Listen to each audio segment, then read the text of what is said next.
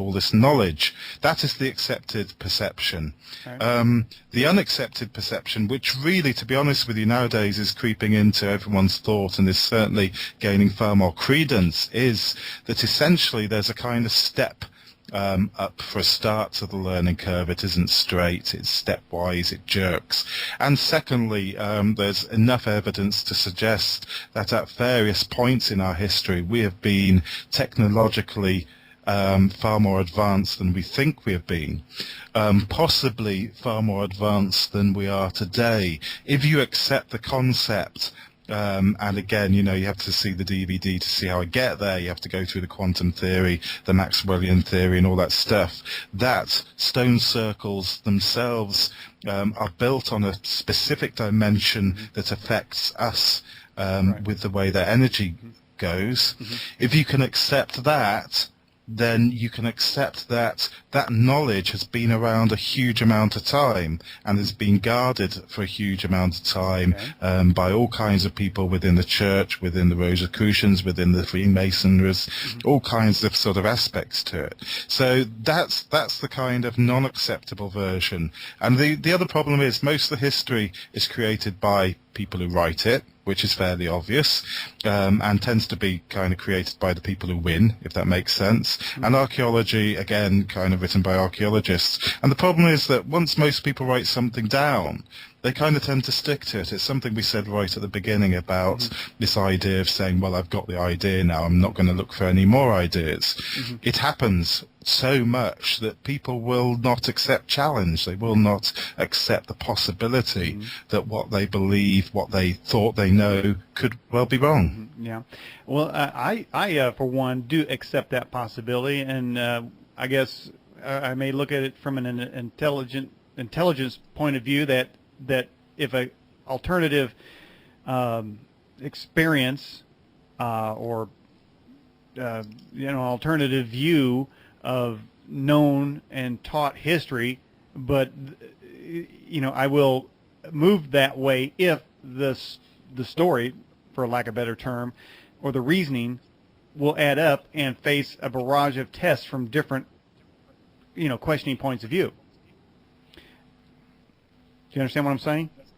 Yeah, absolutely. I'm kind of waiting to see where you're going with it, but yes, I agree with you absolutely. I think this is part of the deal, really. I think we believe, we trust, we have faith in things, and I don't know whether that's 100% right or wrong. Some people will stick by that, live their life to it, get to the end of it, and everything's hunky-dory and absolutely fine. And I can't kind of jump up and down and say they're wrong, because that's not the place for me to do. But at the same time, from my perspective, I like to see why something is.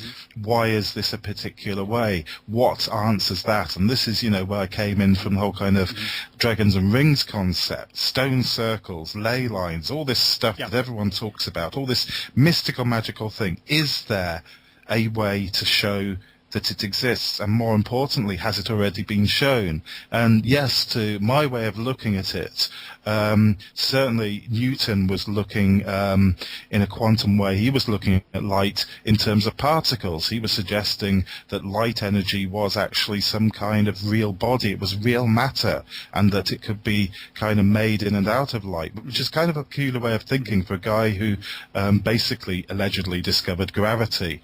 And all the kind of various formulas that we kind of take on board is absolutely fine.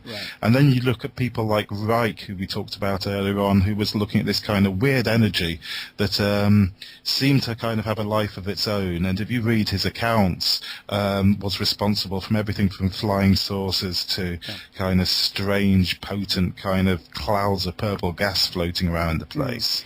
And then you got people like Tesla, who's kind of been absolutely kind of shot to the ground for his kind of beliefs, and yet he was looking at free energy systems. And then you got quantum science, which kind of quite readily kind of adds on to this concept that this energy that the ancients talked about, that they kind of write about in their creation myths as being this kind of void, this formless void, this fluid, this stirring fluid that was the beginning of everything, and underlines everything and is part of everything. The quantum physics come along and say, that's right. So Steve, do you believe that everything came out of some sort of primordial goo? I don't believe time is straight, so no.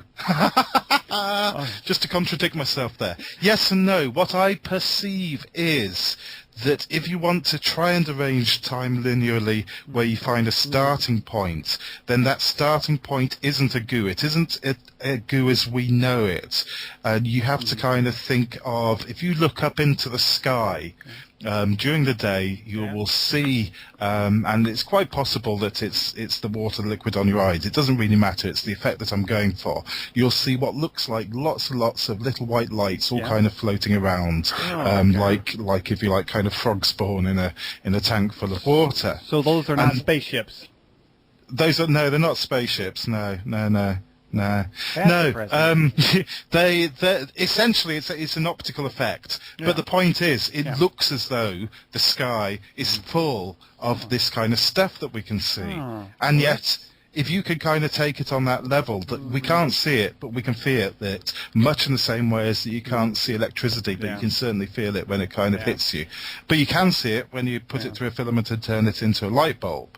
Can you see where I'm coming from? We've got this kind of energy that we can't touch, and yet it's there all the time, and that's that kind of energy, if you like, that the ancients kind of related to this kind of nothing energy. They related it to black, they related it to fluid, but again, it's got that kind of fluid kind of nature to it. But it isn't kind of like a bit of kind of very scummy kind of pond or anything like that. And like I say, I believe that it's there all the time from beginning to end, and therefore we're being constantly created within that, and that if you actually look at time isn't straight, it's curved. And this is another secret to that wonderful icon, the circle, that it goes round and round, and that therefore time has no beginning or end. So effectively, we're living in the point of creation now, then, in the future. Well, I mean, that's what the Indians believe, that life is a circle. It seems to be the Eurocentric point of view, that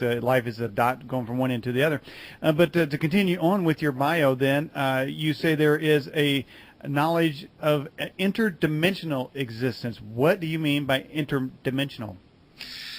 This gets tricky because of people's perception of what dimension is. The first thing you have to understand is that we perceive dimension in terms of height, width, and length. So we see 3 dimensions. So if we look at a table in front of us, for example, we'll be able to see the top of the table, we'll be able to see the front legs, we might be able to see a bit of the back leg, and that tells us the dimensions of the table. But in order to see the whole of the table, we need to walk around the table and see the other side. So we need to bring time into the equation, and time, if you like, is the next dimension. And that's really, really important, because our state of perception, and getting back to what I said, a few sentences ago, our state of perception is that we see time as a linear thing. We don't see it in terms of its curves, its bulges, its kind of bobbings in and out. Well, how do you get around that table, though?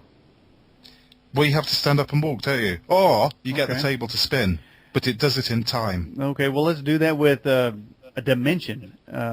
We can visualize that, but are you saying that people have the ability to move around in another dimension to look at life in a different perspective? I believe that we have, There's a load of echo going on here. You'll have to excuse me because it's dead weird. I believe that we have that ability to swap through dimensions. I think the main thing is that from our perception, we limit ourselves in the way that we see things. We limit ourselves in the way we hear things because in terms of evolutionary process, we don't need to see that. We don't need to perceive that. We don't need to see any other colours than the 7 colours because they're the ones that really affect us.